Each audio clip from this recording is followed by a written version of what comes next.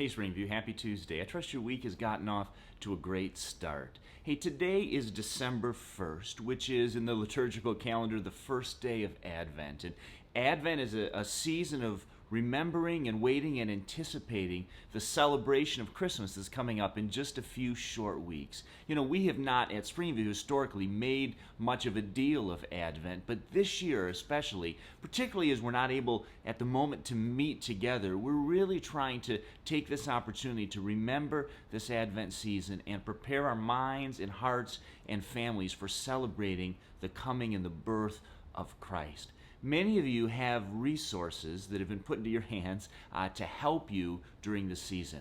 There's a book and an Advent calendar and a devotional called The Littlest Watchman that many of you will have gotten. If you've gotten that, I encourage you to begin. Today's the day to start, December 1st, reading through that with your family, with your young children, reading the story, working through the devotional, helping them to anticipate and prepare themselves in their hearts and look forward to celebrating Christmas. And then for adults and teens and older kids, we've given a number of you a book that's called The Christmas I Didn't Expect by David Mathis. If you didn't get that book, you can easily pick that up on Amazon Kindle or any other digital place or order it through Amazon itself. But to start today, you might want to get it digitally. And let me encourage you just to commit yourself. As we go through this time where we can't meet together, we need to look for ways within our families, within our homes, to keep Christ in front of us, front and center.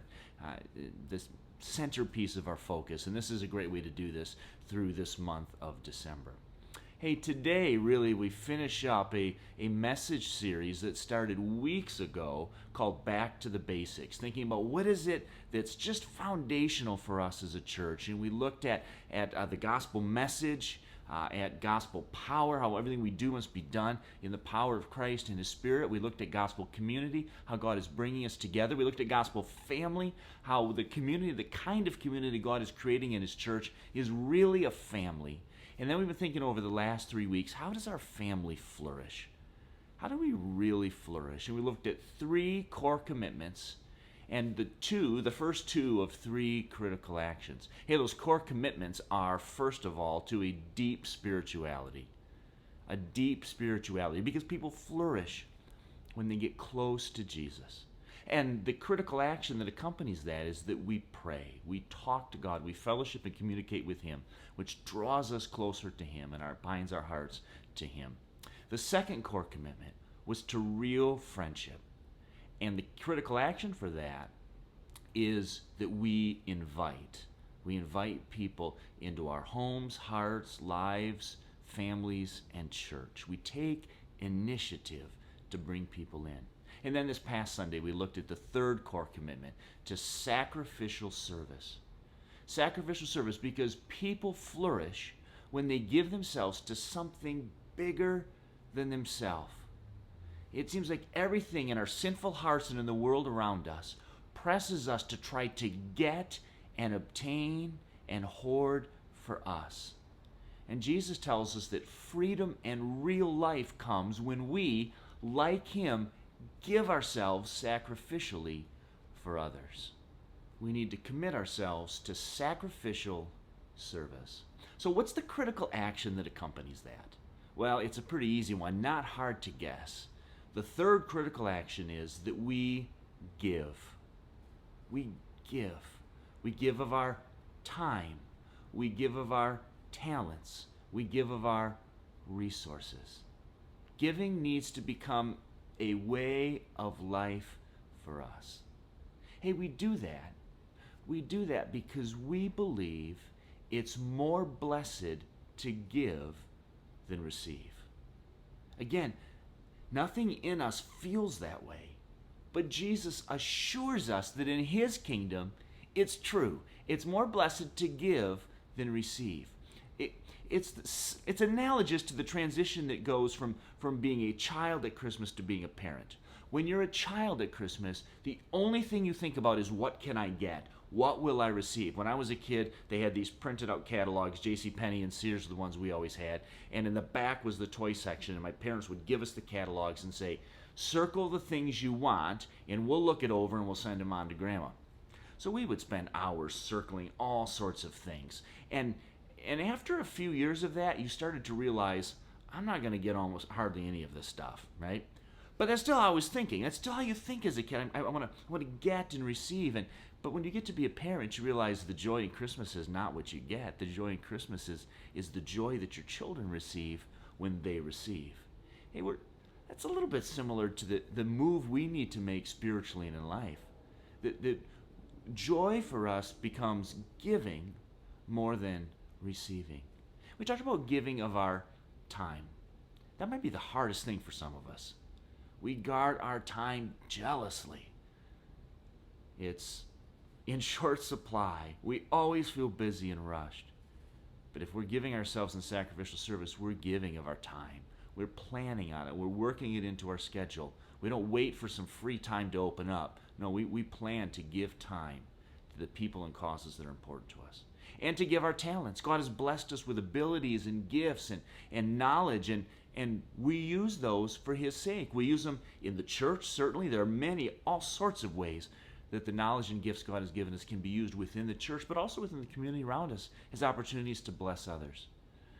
So we give our time, we give our talents, we give our resources, the financial or otherwise, that God has blessed us with. We give them knowing that God will use those in remarkable ways to bless people and accomplish His mission and His purpose in the world. God calls us to give. You know, our hearts are so inclined toward getting rather than giving. And yet, deep down, I think we know, I think we've had enough of a glimpse, we've seen enough of this to know that the life of giving to an important and worthy cause is so much more rewarding. For instance, take a famous missionary like Jim Elliot. Jim Elliot and the 4 other men who went to South America in the 1950s were martyred there trying to reach the Auca Indians. And if you read that book, Through Gates of Splendor, or watch some of the movies that are out about that, you see these really gifted and remarkable young men who give themselves to reaching a primitive tribe that has no interest in them or the gospel at that point in time. And yet they throw away what seems to many people like great opportunities back in the civilized world to make a good living and have a good life. And they throw that away in order to take the good news of Jesus to these people. And Jim Elliot responded once in a very famous line when people talked about him throwing all that away. He said, he's no fool who gives what he cannot keep to gain what he can't lose.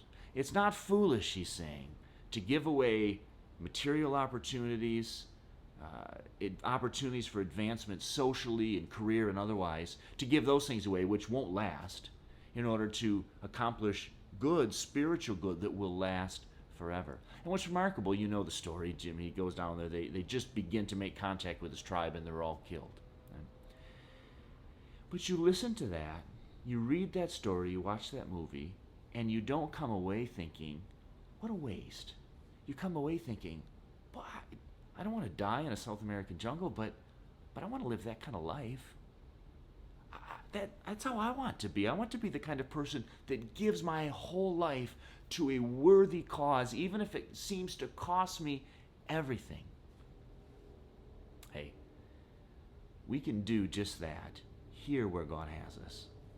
Sure, God may call some of us to something like that, but God is calling us to a sacrificial service, a sacrificial kind of giving that's costly and sometimes difficult and painful right here where we are now. Right in the context, the families, the neighborhoods, the workplaces, the friend groups that we have, God has called us to this kind of sacrificial service where we can really flourish as we give our lives to something bigger than ourselves. Springview, let's pursue that. Let's pursue it. And I think the first step we have to take is we have to begin to give. Here's why. What we'll be tempted to do is say, well, when I feel like giving, when I feel like being sacrificial, well, then I'll start doing it. But that feeling just rarely comes. Right? The natural feeling is to get, not to give. And so what we need to do is heed Jesus' words in Matthew 6. He says there, where your treasure is, there your heart will be also. And we could use that in an evaluative kind of way. Well, what am I spending my money on? Oh, that tells me what my heart really loves. And that's true. But we also can use it in the opposite way, which is to say, if I want my heart to love this, I need to start putting my money, my resources, my time, my treasure to it. Because my heart will follow my treasure. Hey, look, one of the reasons, for example, one of the reasons we love our children so much is not simply that they're our children, but that we've given our lives to them. We have poured into them since the day they were born. We've changed dirty diapers, and we've gotten up with them in the middle of the night, and we've spent countless dollars and countless hours caring for them and trying to help them and mature them and grow them and provide for them. And so we can't help but love and care about them because we've poured so much of ourselves into them. Listen, the way we start this is we begin to pray and begin to look around and say, what can I begin to give myself to? My time, my talents, my treasures. And as I pour myself into those things, even if my heart's not there at the beginning, my heart will begin to follow. Springview, let's be a people focused not on getting, but on giving. People flourish when they live for something bigger than themselves, when they live for God, when they live for the gospel and God's mission in the world, and when they live for the welfare and benefit of other people. Let's give ourselves to that for God's glory. And let's flourish as a people. And let's show our kids and show our community what it's like to live for a gracious and glorious God. Oh, boy, if we begin to do that, God will do remarkable things in us and through us. Hey, listen, don't forget to start on those Advent devotionals. Jump right into them. Commit yourselves to them. Let's see God really grow us, grow our heart and affection toward Him and toward each other during this Christmas season. Hey, we're looking forward to seeing you again soon. God bless you. Have a great rest of the week.